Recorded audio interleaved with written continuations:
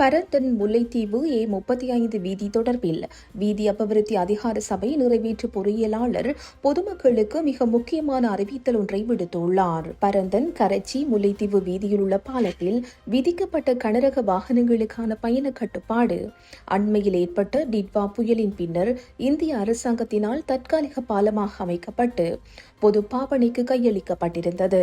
இப்பாலத்தில் காலத்திற்கு காலம் ஏற்பட்ட பாதிப்புகள் உடனடியாக போக்குவரத்திற்கு உகந்த முறையில் சீரமைக்கப்பட்டு பயன்பாட்டில் இருந்தமை தாங்கள் அறிந்தது என்றும் சுட்டிக்காட்டியுள்ளார்.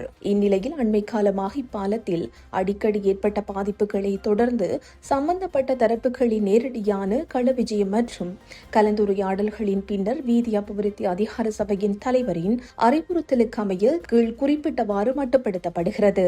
கனரக வாகனங்களுக்கான போக்குவரத்து மட்டுப்படுத்தப்பட உள்ளது. பேருந்து தவிர்ந்த அனைத்து விதமான கனரக வாகனங்களும் இப்பாலத்தின் ஊடாக பயணிப்பது முற்றாக தடை செய்யப்படுகிறது. பயணிகள் பேருந்து சேவையானது பயணிகளை இறக்கி விடப்பட்டு பின்னர் பாலத்தின் ஊடாக பயணிக்க முடியும். ஏனைய அனைத்து வாகனங்களும் குறிப்பிட்ட வேக கட்டுப்பாட்டுடன் பயணிக்க முடியும். எனவே நிலைமையின் முக்கியத்துவத்தை கருத்தில் கொண்டு மேற்படி அறிவுறுத்தல்களை பின்பற்றுமாறு பொதுமக்கள் வலியுறுத்தப்பட்டுள்ளனர்.